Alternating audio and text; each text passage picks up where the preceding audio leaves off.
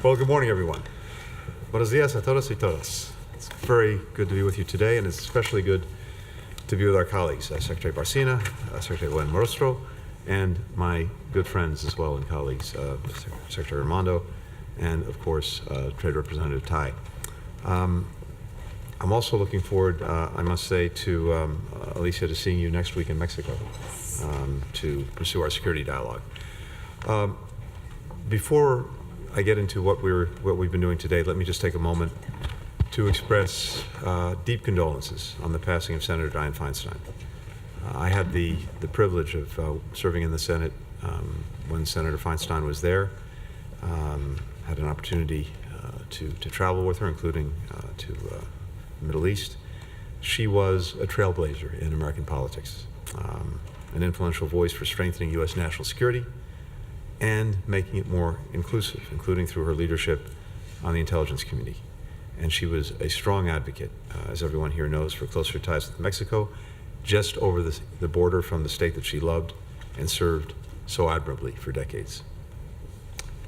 We're meeting at a moment of unprecedented momentum for the relationship between the United States and Mexico. If you look at last year, our bilateral trade hit a record $860 billion. Earlier this year, Mexico became the United States' largest trading partner. Our two countries have a shared vision for our economic future, one that's defined by fair competition, openness, transparency, measuring prosperity not only by how much countries grow, but by how many people share in that growth.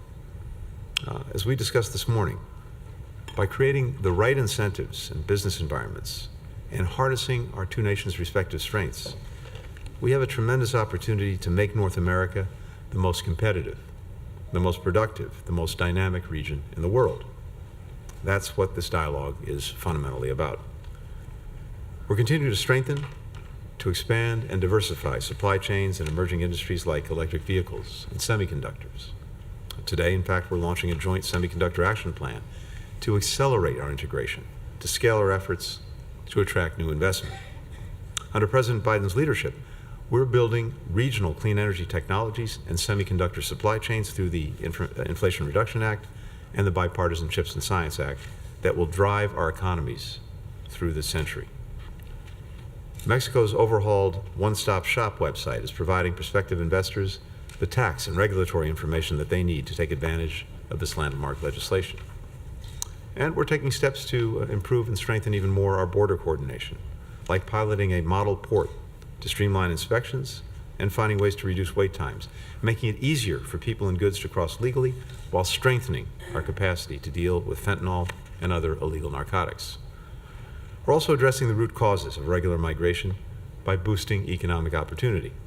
In southern Mexico, in northern Central America, our development agencies, USAID and AMICID, are supporting 50,000 students, farmers, and others with jobs, with training, with access to markets and capital.